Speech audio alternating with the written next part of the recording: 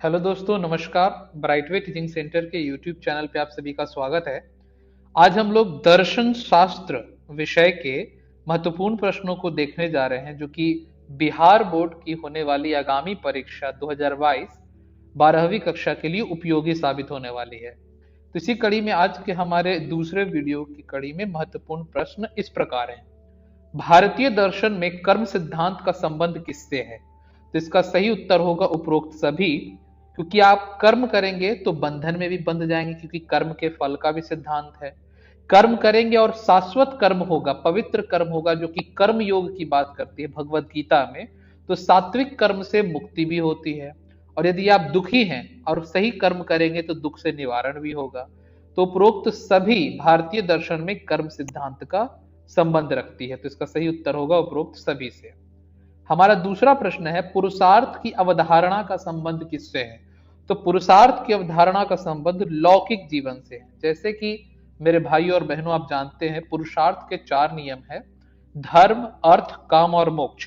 तो ये लौकिक जीवन में ही संभव हो सकता है, इसी धरा पे हो सकता है, इहलोक में संभव है। इसीलिए इसे लौकिक जीवन से संबंधित अवधारणा मानी गई है। किसके? पुरुषार्थ को। हमारा अगला प्रश्न है, तीर्थंकर शब्द का संबंध किससे है? बहुत ही आसान सा प्रश्न और आसान सा उत्तर है जैन दर्शन से। तो जैन दर्शन में कुल 24 तीर्थंकर हुए, और महावीर स्वामी के समय जैन धर्म बहुत ही लोकप्रिय हुआ। वो 24वें तीर्थंकर थे जैन दर्शन के। हमारा अगला प्रश्न है, किस दर्शन में प्रकृति शब्द का प्रयोग होता है? तो प्रकृति शब्द का प्रयोग सांख्य दर्शन में होता है। तो सांख्य दर्शन में दो बातें हैं, एक तो प्रकृति और दूसरा पुरुष। तो सही उत्तर है, प्रकृति शब्द का प्रयोग किसमें होता है? तो सांख्य दर्शन में होता है। हमारा अगला प्रश्न है, किस चिंतन प्रणाली में ऋण का विचार पाया जाता है? तो मेरे प्यारे भाइयों बहनों, इसका सही उत्तर होगा वैदिक दर्शन। तो वैदिक दर्शन तो इसमें नहीं है, इसलिए इसका सही उत्तर है इनमें से कोई नहीं, क्योंकि वैदिक दर्शन में 3 प्रकार के ऋण की चर्चा की गई है। पहला ऋषि ऋण, दूसरा पितृ ऋण, और तीसरा देव ऋण। तो 3 प्रकार के ऋण की बात की गई है वैदिक दर्शन में। तो सही उत्तर है इनमें से कोई नहीं। हमारा अगला प्रश्न है, कौन सा भारतीय दार्शनिक संप्रदाय द्वैतवादी है? तो द्वैतवादी संप्रदाय की अगर हम इसमें बात करें तो सही उत्तर है हमारा सांख्य दर्शन। सांख्य दर्शन द्वैतवादी है। इसमें 2 बातें कही गई है। पहला है प्रकृति और दूसरा है पुरुष। तो द्वैतवाद का मतलब हो गया 2 चीज। तो कौन सा भारतीय दर्शन संप्रदाय द्वैतवादी है? तो सही उत्तर होगा सांख्य दर्शन। हमारा अगला प्रश्न है, अद्वैत वेदांत किस विचारधारा को प्रतिपादित करता है? तो सही उत्तर है एकवाद को।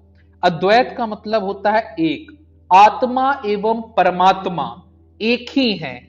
एकवाद में या फिर अद्वैतवाद के वेदांत के सिद्धांत में एक ही माना जाता है, यानी आत्मा और परमात्मा एक ही हैं, दोनों अलग अलग नहीं हैं। जबकि द्वैतवाद में 2 अलग अलग सिद्धांत हैं, 2 अलग अलग माने जाते हैं। तो 17 नंबर प्रश्न का उत्तर होगा एकवाद को। हमारा अगला प्रश्न है, भारतीय दर्शन का कौन संप्रदाय मूलतः ज्ञान मीमांसा पर बल देता है? तो सही उत्तर है न्याय दर्शन। तो न्याय दर्शन पूरी तरह से ज्ञान मीमांसा पर बल देता है, और इसे प्रतिपादित करने का काम गौतम मुनि ने किया था। हमारा अगला प्रश्न है, प्रमाण क्या है? बहुत ही साधारण सा प्रश्न है भाइयों और बहनों, साधारण सा उत्तर भी है। प्रमाण का मतलब होता है वैध ज्ञान के साधन से, जो वैलिड है, जो सही है, उसे ही प्रमाण कहते हैं। हमारा अगला प्रश्न है, 4 आर्य सत्य का विचार किस दर्शन से संबंधित है? तो सही उत्तर है बौद्ध दर्शन से। तो बौद्ध दर्शन में 4 आर्य सत्य की बात की गई है, और दुखों से छुटकारे के लिए महात्मा बुद्ध ने 8 मार्ग बताए, जिसे अष्टांगिक मार्ग कहते हैं। 8 रास्ते बताए हैं जिससे दुखों का निवारण संभव है। तो 4 आर्य सत्य बौद्ध दर्शन से जुड़ा हुआ है। हमारा अगला प्रश्न है, जैन दर्शन को नास्तिक दर्शन क्यों कहा जाता है? मेरे प्यारे भाइयों और बहनों, जितने भी नास्तिक दर्शन होते हैं उसका सबसे बड़ा सिद्धांत है कि वे वेद की प्रामाणिकता को अस्वीकार करते हैं। वो वेदों को नहीं मानते। तो नास्तिक दर्शन चार हैं। एक तो है हमारा आजीविक, दूसरा बौद्ध दर्शन, तीसरा जैन दर्शन और चौथा चार्वाक दर्शन। तो ये चार के चार नास्तिक दर्शन हैं और ये किसी भी सूरत में वेदों को प्रामाणिक नहीं स्वीकार करते, वेदों की प्रामाणिकता को स्वीकार नहीं करते। और जो स्वीकार करते हैं वो आस्तिक दर्शन हो गए और जो स्वीकार नहीं करते हैं वो नास्तिक दर्शन करते हैं, कहलाते हैं। हमारा अगला प्रश्न है, ज्ञान मीमांसा को अंग्रेजी में क्या कहा जाता है? बहुत ही आसान सा प्रश्न है और इसका आसान सा उत्तर है एपिस्टेमोलॉजी। ज्ञान मीमांसा को अंग्रेजी में एपिस्टेमोलॉजी कहा जाता है। हमारा अगला प्रश्न है, भारतीय दर्शन की विलक्षणता क्या है? सही उत्तर है सत्य की पूर्ण दृष्टि, कंप्लीट विजन ऑफ ट्रूथ। सत्य के बारे में हर तरह से चीजों को ढूंढ लेना, सत्य के पूरी तरह से प्रामाणिकता तय कर लेना। तो सत्य की पूर्ण दृष्टि भारतीय दर्शन की विलक्षणता है, हमेशा सत्य की तलाश में रहते हैं। हमारा अगला प्रश्न है, भारतीय दर्शन के किस संप्रदाय में तर्कशास्त्री सिद्धांतों का विधिवत अध्ययन मिलता है? तो सही उत्तर है न्याय दर्शन, जिसे गौतम मुनि ने लिखा था। तो न्याय दर्शन में हमें तर्कशास्त्र की चीजें लिखी गई है। तो जितने भी तर्क हैं, लॉजिक है, ये सभी न्याय दर्शन में दी गई हैं। अगला प्रश्न है, भारतीय दर्शन के आस्तिक संप्रदाय में निम्नलिखित में किसे शाश्वत सत्ता माना गया है? तो आत्मा को।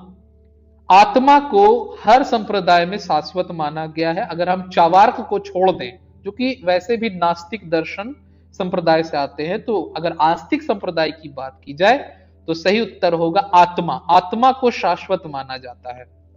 हमारा अगला प्रश्न है, अद्वैत वेदांत दर्शन के प्रवर्तक कौन है? सही उत्तर है शंकराचार्य। आदि गुरु शंकराचार्य अद्वैत वेदांत दर्शन के प्रवर्तक रहे हैं। हमारा अगला प्रश्न है, भारतीय दर्शन के किस ग्रंथ में अवतार का स्पष्ट विचार पाया जाता है? सवाल बहुत ही आसान है, प्रश्न बहुत आसान है। इसका सही उत्तर है भगवत गीता।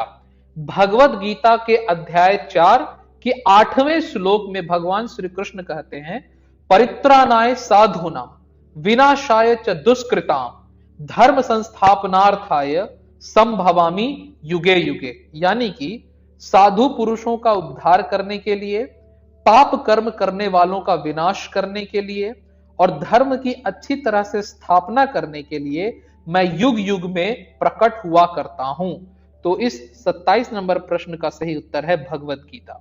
हमारा अगला प्रश्न है, योग सूत्र के रचयिता कौन है? बहुत ही आसान सा प्रश्न है। सही उत्तर है महर्षि पतंजलि। महर्षि पतंजलि योग सूत्र के रचयिता माने जाते हैं। हमारा आज का आखिरी दो प्रश्न है, भारतीय दर्शन का कौन संप्रदाय परमाणु सिद्धांत के लिए महत्वपूर्ण है?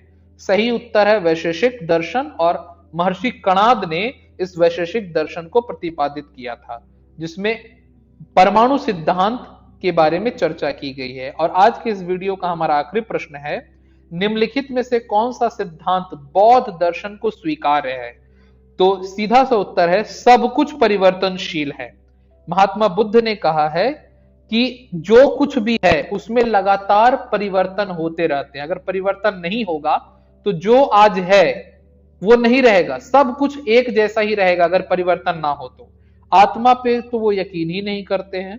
और जब कह रहे हैं कि सब कुछ परिवर्तनशील है तो भौतिक और अध्यात्म शाश्वत की तो प्रश्न ही नहीं यहां पर खड़ी होती है। तो हमारे आज की कड़ी में हमारे प्रश्न का उत्तर है, आखिरी उत्तर है सब कुछ परिवर्तनशील है।